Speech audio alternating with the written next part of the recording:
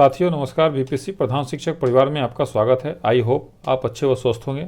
आज का यह वीडियो सीटेट बीपीएससी प्रधान शिक्षक पर पड़ेगा भारी। हम बुद्धि लब्धि आईक्यू को वन शॉट में क्लियर करेंगे रैपिड रिकॉल के साथ। हम ऐसे 21+10 प्रश्नों को शामिल करेंगे जो परीक्षा में पूछा जाएगा।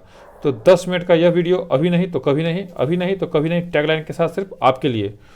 तो सबसे पहले हम लोग रैपिड रिकॉल का मोस्ट 10 क्वेश्चन को देख लेते हैं। ये जो रैपिड रिकॉल होता है हमारा पूर्व में जो पढ़ाया गया आपको पाठ है, जो आपको सेट पर आप प्रैक्टिस करते हैं उससे संबंधित क्वेश्चन है। तो आपके मेमोरी में क्वेश्चन कितना ज़्यादा से ज़्यादा आ रहा है आप इसको चेक करेंगे। अगर आपको 10 में 10 आता है इसका मतलब आप एक्सीलेंट हैं, और अगर कम आ रहा है इसका मतलब कि आपको और ज़्यादा वीडियो देखने की आवश्यकता है, आपको और ज़्यादा मेहनत करने की आवश्यकता है। तो रैपिड रिकॉल के साथ आप कॉपी कलम लेकर बैठ गए होंगे, हम आशा करते हैं, और आप 2 या 3 जितना भी क्वेश्चन बना सकते हैं। तो निराश नहीं होइएगा, वीडियो के अंत में सारे प्रश्नों का जवाब दिया जाएगा। तो पहला प्रश्न के साथ अधिगम का उद्देश्य है। दूसरा, नवीन ज्ञान की प्राप्ति होती है। तीसरा, बुद्धि लब्धि या आईक्यू की अवधारणा दी गई थी। चौथा, समावेशी शिक्षा का सिद्धांत किस पर आधारित है। पांचवा, दिव्यांगजन अधिकार अधिनियम किस वर्ष लागू किया गया। छठा, कद, हड्डियों का ढांचा, बाल, नाक और आंखों का रंग आदि शारीरिक विशेषताएं हैं। सातवां, वंशानुक्रम को एक डैश सामाजिक संरचना माना जाता है। आठवां, सामाजिक सांस्कृतिक विकास का सिद्धांत किसने दिया था। नौवां, हेंज की दुविधा की कहानी किस सिद्धांत पर आधारित है। 10वां, जब एक ही विषय की विकास का अध्ययन अधिक समयावधि तक किया जाता है तो इस अध्ययन को क्या कहते हैं। अब साथियों, आज का जो हमारा सेट नंबर 23 है बुद्धि लब्धि, उसके ऊपर चलते हैं। तो पढ़े वही जो परीक्षा में आए, पढ़े वही जो परीक्षा में आए, उसके साथ हम लोग शुरू करते हैं। बुद्धि लब्धि, जर्मनी मनोवैज्ञानिक विलियम स्टर्न एवं अल्फ्रेड बिने ने इसे प्रतिपादित किया। बुद्धि लब्धि सूत्र सर्वप्रथम स्टर्न ने दिया था, लेकिन उनका सूत्र अधूरा था, जिसे बाद में टर्मन ने संशोधित किया। इसलिए टर्मन को बुद्धि लब्धि मापन का जनक माना जाता है।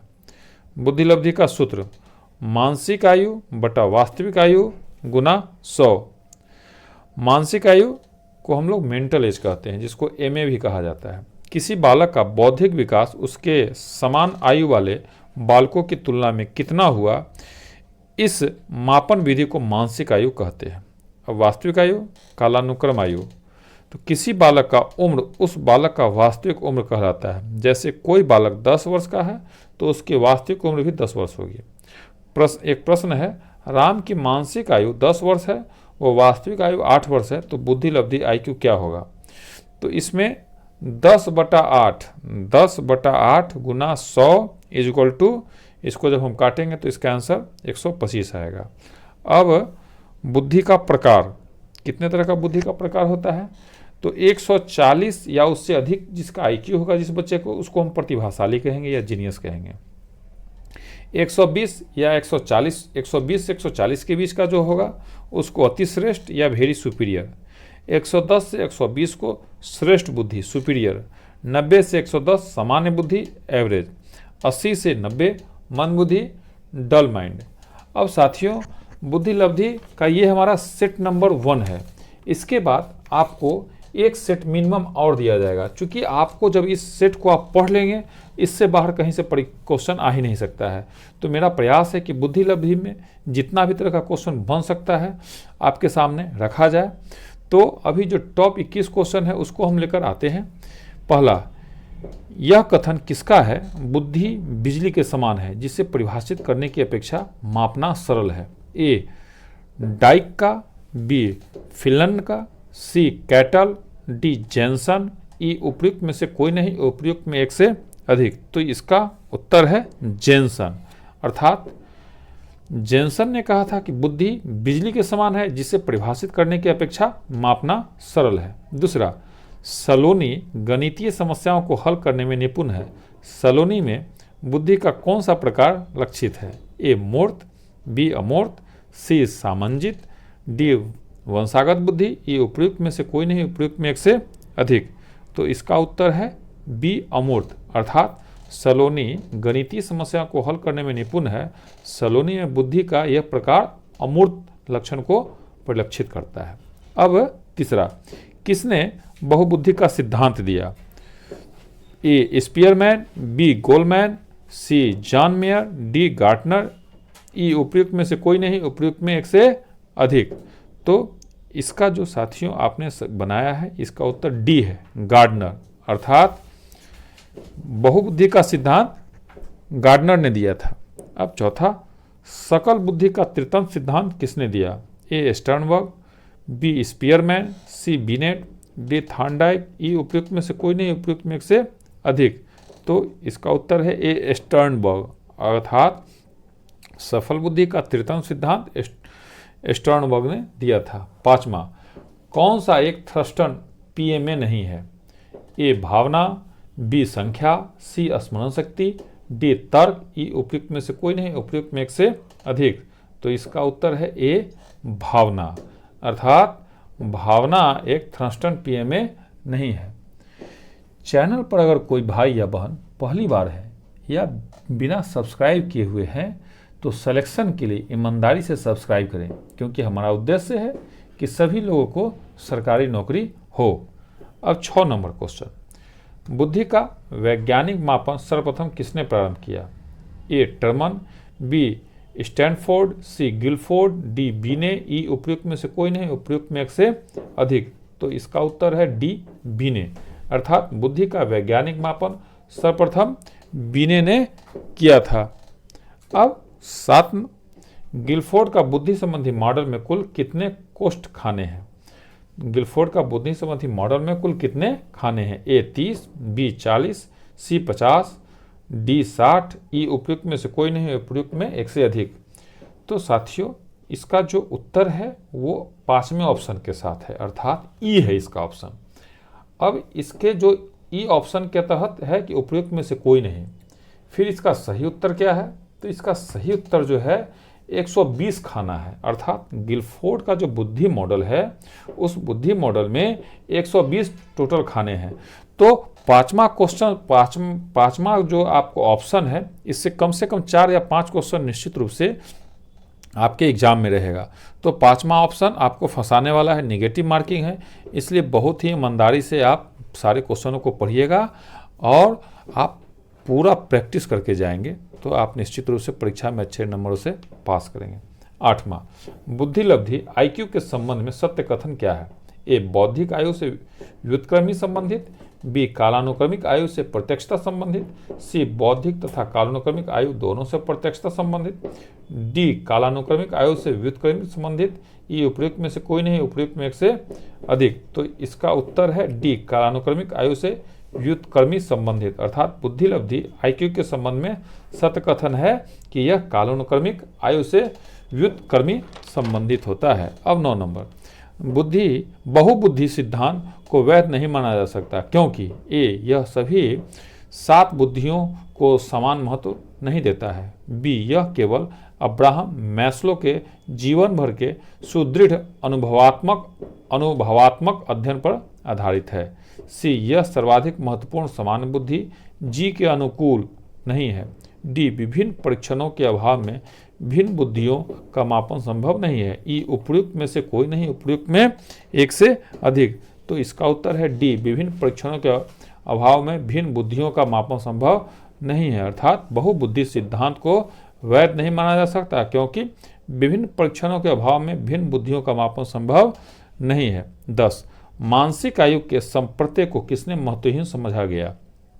ए बुद्धि लब्धि में, बी विचलन बुद्धि में, सी कुशलता सूचकांक में, डी मानव प्राप्तांक में, ई उपयुक्त में से कोई नहीं, उपयुक्त में एक से अधिक। तो इसका उत्तर है बी विचलन बुद्धि में, अर्थात मानसिक आयु के संप्रत्यय को विचलन बुद्धि में महत्वहीन समझा गया। 11, बुद्धि का द्विकारक सिद्धांत किसने दिया था? ए स्पीयरमैन ने, बी टर्मन ने, सी बीने ने, डी गिलफोर्ड ने, ई उपयुक्त में से कोई नहीं, उपयुक्त में एक से अधिक। तो साथियों ये क्वेश्चन बहुत ही VVI है, इसको आप लोग टिक आउट कर लेंगे।